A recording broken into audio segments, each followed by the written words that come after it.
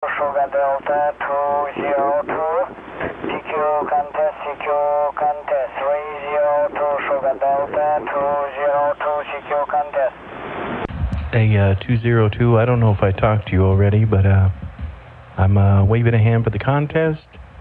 2 Charlie Tango 4040, 2 Charlie Tango 4040, San Francisco. Yes, I could be 59, but I have here, sir, radio station 2 Charlie Tango 4459, Roger? Yeah, Roger. Yeah, it's 2 Charlie Tango 4040, 4040, 2 Charlie Tango 4040, Roger? Roger, 2 Tango 044. Number 4, number 0, number 4, number 4. Please correct, over. Yeah, it's 4040, 4040, 4040, Roger? Yes, 4040. Roger, my friend. Excuse me, I correct you full time. I thought that just a moment, I look your name. I have kissed with you 20 minutes ago. I not remember your name, my friend. Give me please your name, over. Yeah, the personal on this incident is Scott. The personal is Scott, Sierra, Charlie, Oscar, Tango, Tango, Roger? Roger, Scott, okay, thank you. Very good modulation, studio modulation, good modulation, very clear. What is your transceiver, my friend, over? Yes, I'm talking on a Yaesu FT 2000 Delta, FT 2000 Delta, Roger? Roger, 2000 Delta, very good modulation, very good signal. What is your antenna, Roger? Yeah, my work conditions over here, like I said, the FT 2000 Delta. I am working a 4-element Yagi, Mako M104C Yagi, and doing about 400 whiskeys. And I got an Electro Voice microphone, Electro Voice RE20, going into Pro Tools for a little bit of audio enhancement, Roger? Roger, no, very good signal, beautiful. No, this moment I use antenna 2-element Yagi, only 2-element Yagi beam, my antenna beam, and my transceiver is FT757-2, very old Japan radio, yes, FT757-2, 100 watts, 100 watts this morning. I use. What's the story, my friend? Migrating to Charlie Tango 4040, Roger? Yeah, Roger. Hi, Sugar Hill 202. Let me get out of here. Go ahead and get some contacts. I just want to jump in there and wave a hand. I don't know if I had talked to you yet or not, but I had got you down in the log, and I appreciate the give back, my friend. Have a beautiful, blessed day and a blessed weekend. From 2 Charlie Tango 4040 out here in San Francisco, California. Take care, my friend. Thank you, my friend. Thank you. Good weekend and many days from another station. Good luck. 73, bye. Thank you. We'll contest you.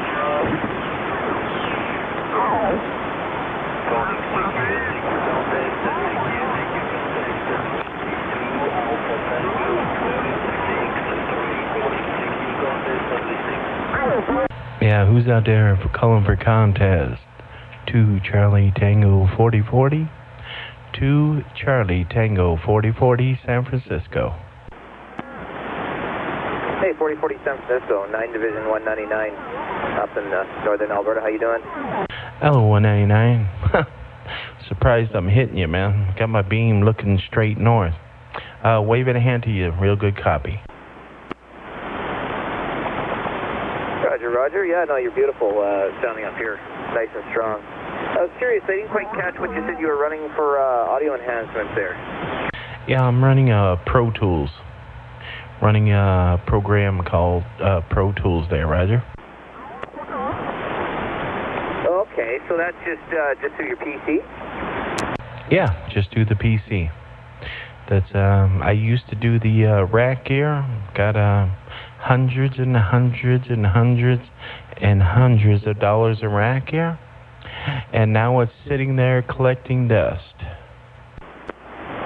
that right, eh? Yeah, I just got a little bit of rack gear myself. Just not a lot of it, but just starting to dabble with it a little bit. So, expensive program, easy to find. What does it incorporate all into it? What kind of rack gear does it take the place of? Takes care of everything. All the rack gear is sitting there in dust, brother. And let me tell you, I got Bellari, I've got, I don't even know all the names. Some of the most expensive rack gear you could buy. I replaced it with this. And it's plug and play, plugged it in, and 20 minutes later I had this voice, and all that other junk is sitting in the dust. Is that right, eh? Well, that's interesting. Now that takes the place of an expander and gate as well in there. It's got all that stuff built in, eh? All that stuff and a bunch more. Yeah, it's got an expander gate, it's got a de-esser, it's got everything you need, man. Anything you need and more. Stuff that you can't buy. You know what I'm saying? Probably some of the equipment here that's just in this audio program. If you were to buy it in rack gear, I got $30,000 of rack gear right here. I have $30 of rack gear I'm using right here, and it only cost $500. What that software cost you? That's the software, and comes with a little audio. Man, I bought the expensive one too. You can spend $200 and sound like me there, Roger. Oh, Roger, what's the difference between the two? Well, the one I got one that has 2 mic jacks that handles 2 mic jacks and stuff like that. You know what I mean? Which I really didn't need, but you know, I'm always thinking, what if one mic jack goes down? I got to be able to plug in the other one. But dude, it's never failed me yet. Yeah, you get the program, and you get a little box, hook it in your computer, and on your computer you just it's already got rack gear in there. You just put all the pieces together, just like you would a regular rack. You know what I'm saying? It's got a EQ, a 30-band EQ, a 100-band EQ, whatever you want, man. It's endless, brother. It's got all the de-essers. It's got everything. It only costs $500, brother. I wish I would have made this move before I bought all that other junk that you got to wrap ferrite around, and cables, and unbalanced to balanced. Dude, this thing, you plug a microphone in it, stab it in your radio, and call it macaroni. Is that right, eh? I wish I'd known that before I spent, well, I haven't spent much, $200, but they're just dabbling around with it there, and I've heard some people talk about them, but I've never really got much info about them. So it does come with a little adapting box that changes your levels, I guess, over to what the computer can deal with. You don't have any trouble, or haven't ever had any trouble with audio, RF getting in the audio, or any of that kind of thing? Dude, I'll bump 10,000 watts down. I'll bump 10 grand down, don't even bother at all there. I do have one choke on it. And right now I'm doing about 3 grand, and ain't bothering at all. Is that right, eh? You're running 3K right now? My wire S9 plus, I'm probably 3 years up on you. I'm just running 100 watts at the moment there. I usually don't run more than I have to, but with that kind of signal strength, I'm sure you can probably copy me well enough without, probably better audio quality without it anyways. It's a cheap amplifier. You're probably running a tube job there to pass the audio that well, I'm thinking. And my tube job is sitting there, but I just don't have 220 in the shack head here, so I've got tired of the extension cord running down to the fuse box. So we've just run a cheaper, a little bit cheaper amplifier for the time being. We got another one for the other band. Just a 500 watt Ameritron mobile rig in the shack here, running off a 100 amp continuous power supply.